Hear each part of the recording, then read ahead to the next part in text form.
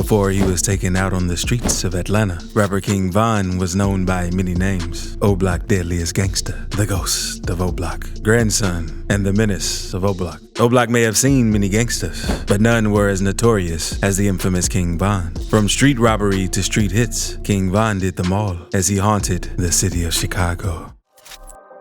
If you do a feature with Modell, Tyreek, P5, or Malcolm.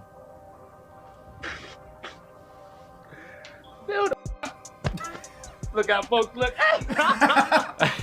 That's a no, right? I'm assuming that's a no. Hey, folks, I'm talking you on some police. I don't even, who are those? Am I supposed to know who they are? Man, them people is dead, you bogus. Now just left. What's that? Let's go to the next question. Trying to count my bodies. What? You gonna need 3 both hands trying to count my bodies. These were the words of O-Block Menace and King Von as he rapped on the track Evil Twin alongside rapper Lil Durk. King Von would brag about the people he had allegedly eliminated while he was alive, and some of these names have been made public, including the scariest hitter on King Von's rival block, Jakira Barnes. Just like many of the Chicago teens who have lost their lives in the gun violence, Jakira Barnes, who lived on the 63rd block and was affiliated with the Gangster Disciples gang, was deeply rooted in the teenage violence that has reared its head in Chicago since the last decade. The story of Jakira and her alleged assassin, King Von, is like the story of no other. King Von was known to take out his ops without feeling any remorse for them, and Jakira was known to not get involved in romantic relations with men. But somehow, King Von and Jakira often found themselves flirting with one another on social media. Could the relationship between these two gangsters have been paradoxical? Do you think showing their romantic side to each other was just an act to lure one another into a death trap? That may just have been the case, except rapper King Von seemed to have felt more deeply for Jakira as he tried to save her life. Their brewing online romance, which they shared on Twitter for everyone to see, got King Von pleading with her to leave the streets and gang life. After taking the lives of some of O-Block's deadliest gangsters, did King Von really think that she was just going to stop being a gangster? Before she passed away, she bragged in her own right as the deadliest hitter that graced the 63rd in her days. Jakira Barnes died last month in April. She was 17 years old. She was killed in the Woodlawn neighborhood in a shooting, and she was shot multiple times. And so the police thought that she was targeted, that she was assassinated, essentially.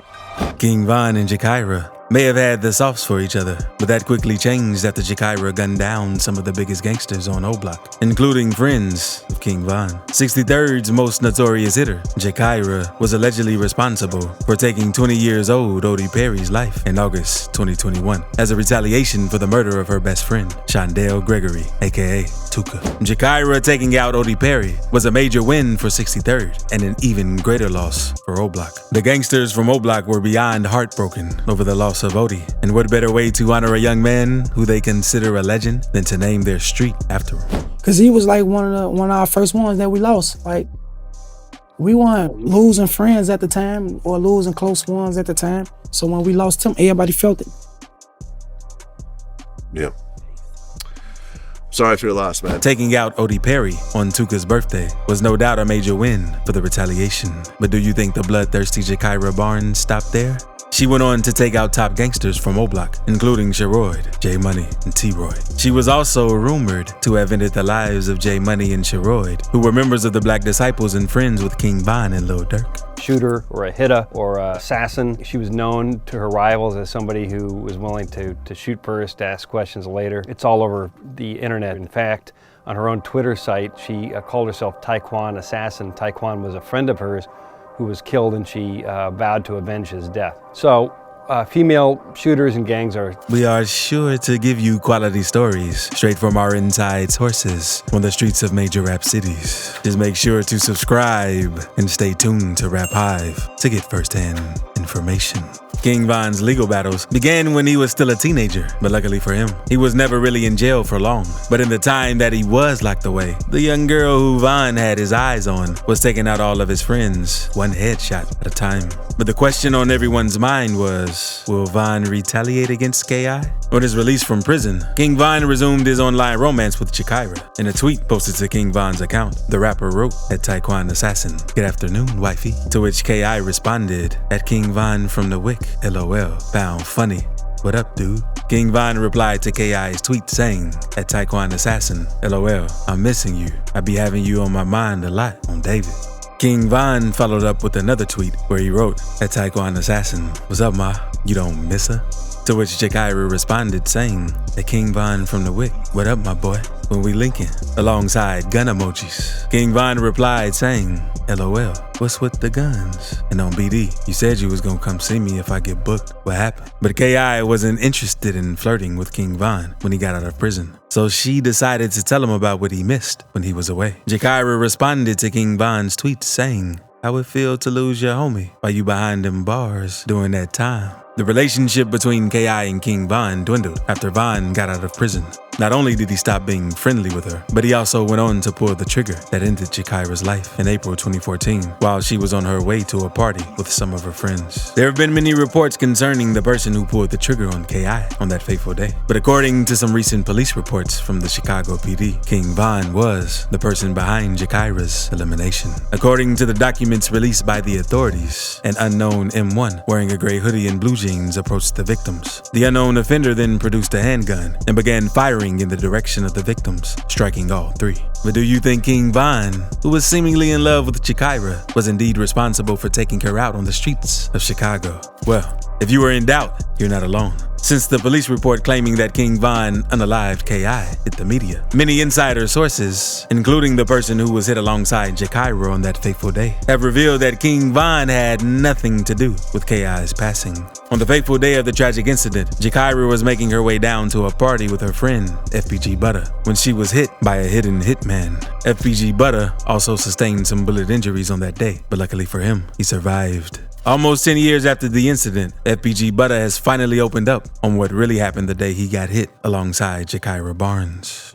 Man, what I know is, on my dead,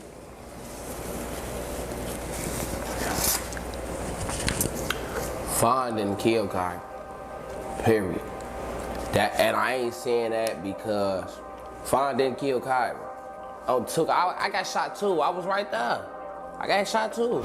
According to FPG Butter, the cops knew that it wasn't King Von who opened fire on them that day and believed that they only put it on King Von because Von had already passed away. FPG Butter revealed that the homicide unit investigating the incident approached him while he was still on his hospital bed, and they asked him if he could identify the person who opened fire at him and Jakira. Only reason why no charges pursued on Von because when homicide came to me,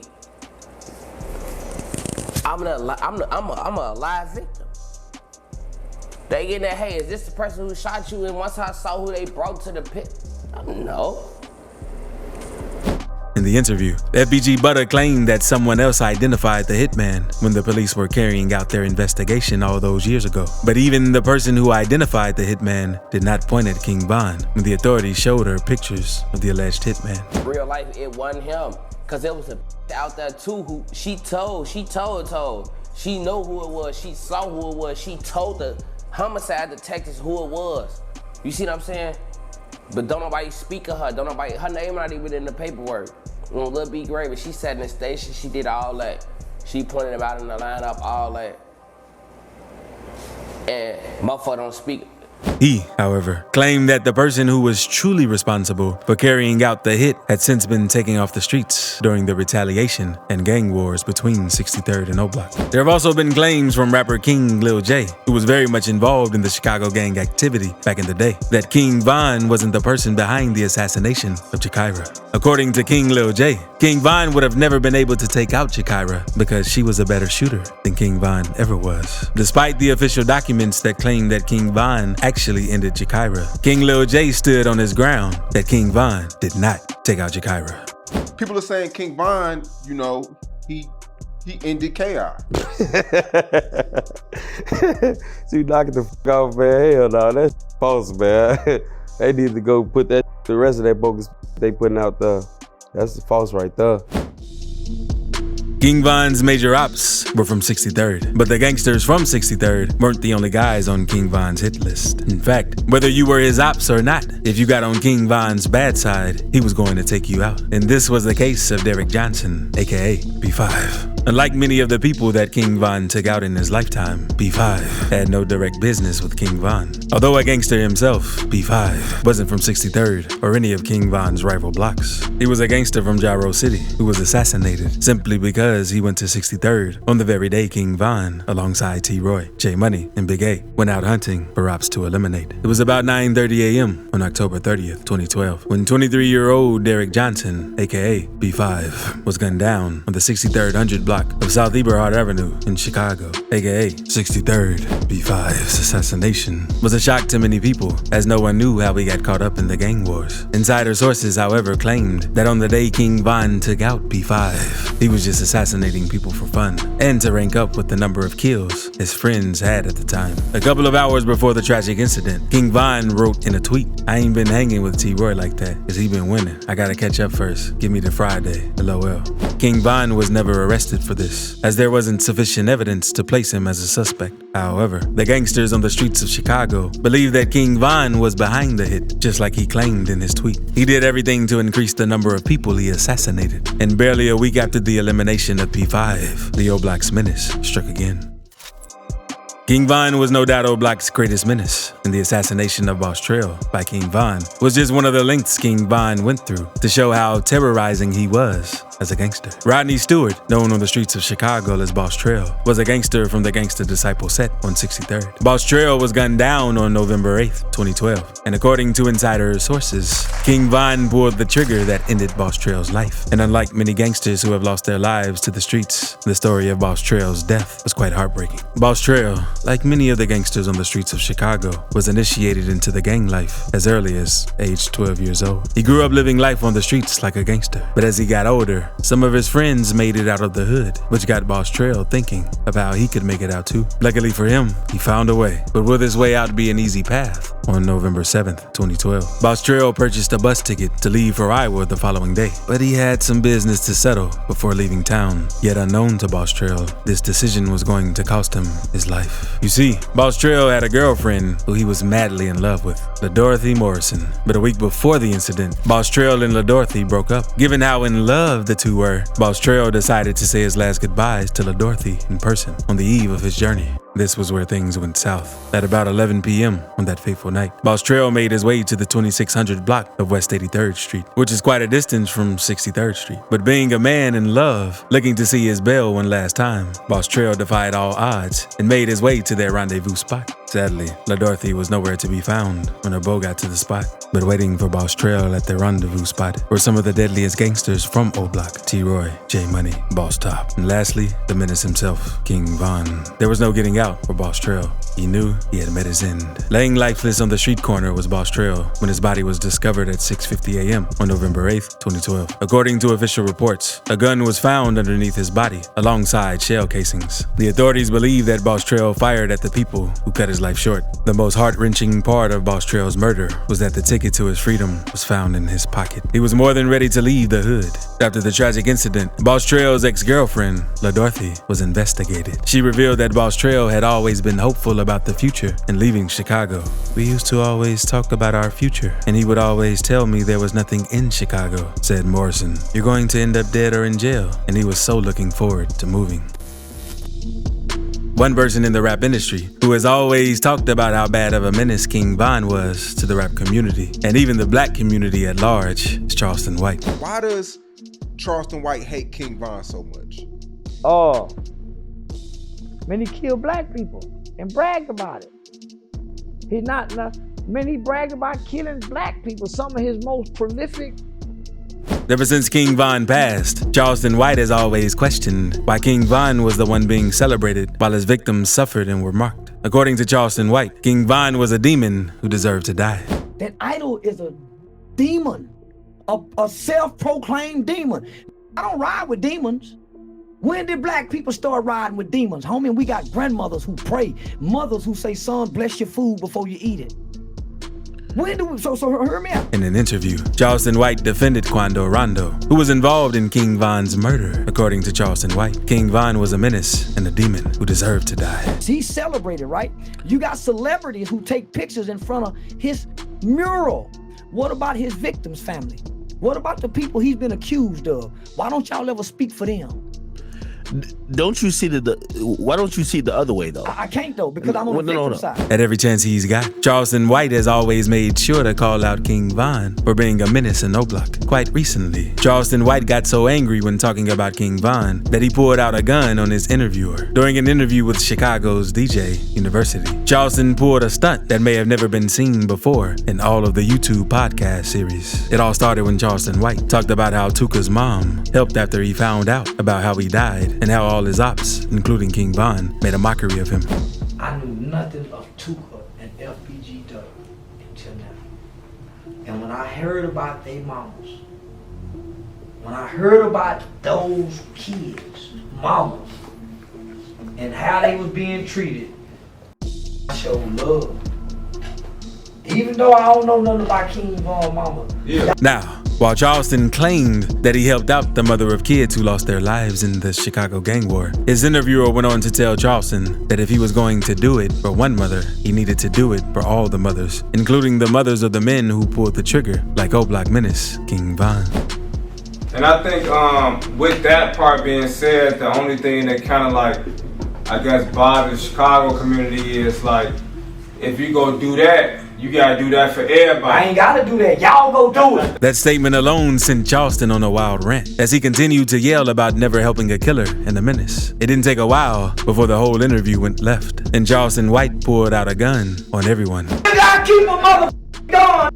But would pulling a gun on innocent black men not make Charleston White just as much as a demon? While Charleston White believes King Von deserved to die because he was a menace to society, rapper Boosie believed that although King Von was a menace, he probably wouldn't have lost his life if the situation happened in Chicago and not in Atlanta.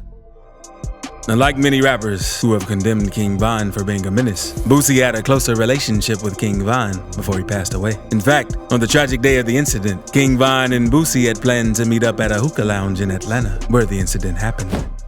The day he got killed, he hit me back and told me I'm on it, I'm finna knock it out. And he got killed that night. Yeah. Oh, he wanted you to come out to that lounge? The hookah lounge? No, like the hookah lounge was telling me, come out. Everybody was trying to get me to come out. I was gonna go, bro, but Sadly, Boosie couldn't make it to the club on that fateful day. According to Boosie, although King Von may have been a menace, he believed that if he had been at the club, he would have been able to talk them out of getting into such a complicated situation. But aside from that, Boosie also believed that Quando Rondo's goons were only able to take out King Von because his main gangster, who could protect him, weren't by his side on that fateful day. According to Boosie, Von's crew would have been more ready if they were on the streets of Chicago. King Von I almost feel like,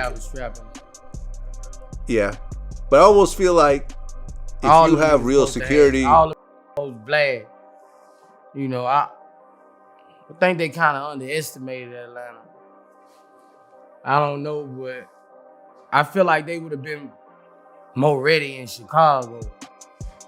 You know what I'm saying? I feel like they would have been, because Atlanta... Could there be some truth in what Boosie is saying? Could King Von have won the fight if he had been in Chicago? Many rappers have also subtly called King Von out, but with Lil Durk and the O-Block goons waiting to take out anyone who disrespects King Von, do you think they would be bold enough to disrespect Von's name publicly? And is it right that King Von is being idolized in the rap industry today?